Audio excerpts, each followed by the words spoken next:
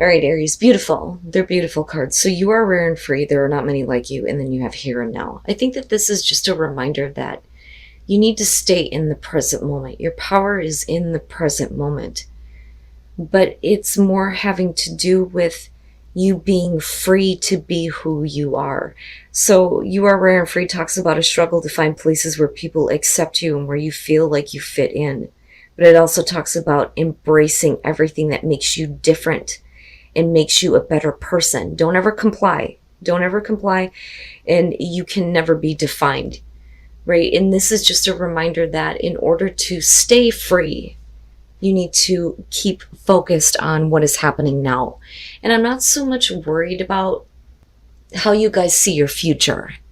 I'm more worried about what it is that you're going back at and looking at. Like I always say, when it comes to going back to the past, you have to be careful about what you're looking at because you bring it into the present moment and then you end up creating it tomorrow. So just keep your focus in the here and now. And I think that the reason why this is coming through for some of you may have to do with what's going on with the dark mirror. And again, it's not going to be for everybody. Anger and chains. The moon phase is the waning crescent and the stage is anger. Obviously here, anger. But I always feel like anger can be constructive, but this one is reminding you that your anger misdirected could end up destroying everything in your life rather than just the one target of whatever it is that has made you angry in the first place. So you may have had these chains and you're angry and you want to break free and you want to stay free, but your anger misdirected can then become your chains. You need to be careful about how angry you get and how you vent that anger, right? All right, Aries, here's your overall. The Queen of Wands. Hey, that's nice. I love the Queen of Wands. I used to work with her. I know what that's like. So the Queen of Wands, you're talking about your confidence in your ability to make things happen. She has the passion and the drive to get what she wants. And we're also talking about you being able to manage the things that are going on around you, right? But there's also that mystical type of energy with the Queen of Wands here. But I think for a lot of you, if it's not having to do with another person, you're going to be focused on, you making some stuff happen for yourself. Now, in the past, the Wheel of Fortune, hey, I'm telling you, Aries, this has been one of those years for you where the opportunities just keep coming. So the Wheel of Fortune, and I don't feel bad about this, I think that this is a favorable turn of events, so to speak, right? Because the wheel is like the ups and downs. Either you're on top or you're on the bottom. But I think that things have changed in a direction here, especially with the Queen of Wands, where things are going to be better for you. Now, if we're talking about work, I kind of look at the Queen of Wands as like a manager, more so than like the Empress. That one feels a little bit different to me. The Queen of Wands I would see as being like, a head like CEO or something. You know what I mean? So for a lot of you, this could be about, a favorable turn of events here where you've reached the end of a cycle that brought you back to the top. Oh my God. And then you took on way too much. So in the present moment, the Ten of Wands, oh man, this one bothers me. So with the Ten of Wands in the present moment, we're talking about burdens, responsibilities, taking on too much. But I don't know. I need to see what's going on in your environment because I'm kind of feeling it out right now and I don't really feel horrible about it, but I don't like the fact that, you're carrying around so much that it's becoming a burden. Especially if things should be turning in your favor here with the Wheel of Fortune, because I'm telling you, that's what I feel like looking at that. I don't feel like this is about a repeating cycle or a second chance at something. Now, yeah, it could be about a second chance for an opportunity or a new beginning, but I would have expected to see an ace. So we'll see here. No. Okay. I have to wonder if there isn't something else that you should be doing as far as like work and career. Okay, so with the Two of Swords and future conditions, you get pushed to this place here where you're refusing to make a difficult choice, but you know that you're going to have to do it in order to get what you want, with that Queen of Wands being the overall. The problem is with the Ten of Wands, what is that responsibility that you feel like, you can't just cut out? So in future conditions here, you need to open your eyes and make the choice to get rid of whatever is weighing you down in order for, better opportunities to come around with that Wheel of Fortune. Right? But again, I'm still looking at you as the Queen of Wands being on top. This isn't about things going back in a bad direction, and whether you're male or female, it doesn't matter here with the Queen of Wands being the overall. I would rather see that in terms of work than the King, honestly. I'm just saying. But clearly here, you're going to have to make a choice in future conditions to cut out what is weighing on you, but I'm still interested in seeing what the hell that is. Okay. Your best path to follow, the Two of Pentacles. So, and some of you may be just trying to figure it out right now. Now, absolutely with the Two of Pentacles, this is going to be about being flexible, needing to manage, what is going on in your life. And then not only that, but managing finances, things like that. But decisions, needing to make decisions here. But with the Two of Pentacles as your advice, I look at that and I think, what the hell is it that you still have going on in your life right now that you need to put down? Are you trying to manage two different jobs? Are you needing to say no to one? Or is it about two different relationships and it's becoming too much, But I don't think that this is one of those things where you've been bending over backwards for another person. I don't think that that's it. I think that you're just trying to manage things in your life right now, but there is something clearly here that, yeah, you could keep it going if you wanted to, but who wants to stay in the juggling act forever? And the Two of Swords is a clear indicator here that you're going to move into this place where it's not going to be easy, but I think that you need to do it.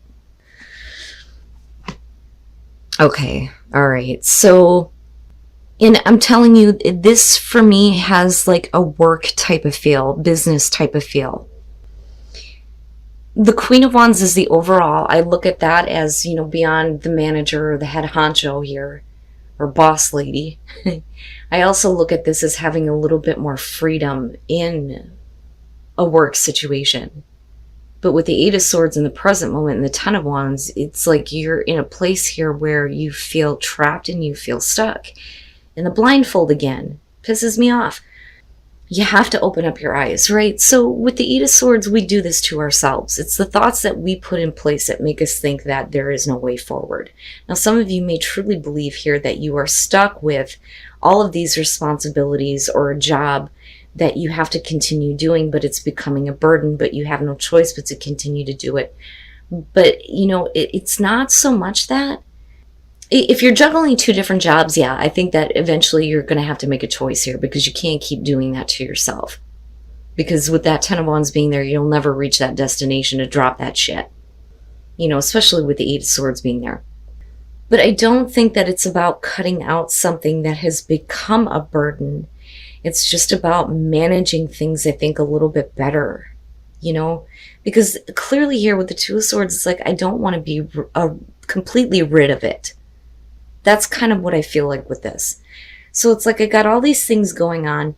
This has all become this heavy weight on you, but you feel stuck with everything. But maybe there is a better way to manage things, or there are certain things that you can let go of that are not going to be one of those things where you're going to be like, no, I don't want to make that choice. You know what I'm saying? Wow, man. Your hopes and your fears, the Five of Cups. So, and that may be the problem, right? You don't want to make the wrong choice. Because the fear there would be that you would be really upset over, losing something if you make the choice to cut something out. Now, for some of you, you're just not happy with what you're doing anymore. But the thing is it's like I have to continue this. I have to do this in order to stay on top. But it doesn't have to be that way. There's a better way to manage things. But you're going to have to figure that out. I don't think that it needs to come to this, though. But this, clearly is showing that there is some unhappiness with having to do all of this. And then coming out the Seven of Pentacles. So here is where I think that a lot of you are going to be looking at your responsibilities and what you feel trapped with, and you're going to be looking at what you're actually getting out of it. Now, I always question the Seven of Pentacles coming out. It is about reevaluating what you have to show for everything that you have done. And in that reevaluation, do you continue doing things the same way, or is there a better way of doing things? And I think it's just about management, needing to manage things a little bit better here. I don't necessarily feel like this is something that you need to say, okay, I can't do it anymore, because there may still be the potential for growth with the Seven of Pentacles. I question it, but I don't always feel like it's something that you need to just, take what you can from it and then leave it. It may have the potential to be something better, right? Because you're only at the 7. It's interesting. Okay. That's not bad, right? And I think that that's probably why you're going to be reevaluating the things that you are trying to balance out in your life. What is going to give you the growth that you want? What is it that you need to put aside for a little bit, or what you need to put more focus and attention into to create more growth? But I think it comes in the form of a new idea, possibly communication, but I think that you find a brand new path. So first of all, the Fool, and I love it when it shows up for Aries, because you have this amazing ability to go, fuck it, I'll do it. When nobody else will, you will jump headfirst into it, And with the Fool, you don't always fall flat on your face. A lot of times you land on your feet. You may deal with some things you didn't expect, but, hey, right? You don't know unless you try. And God bless you guys for doing that.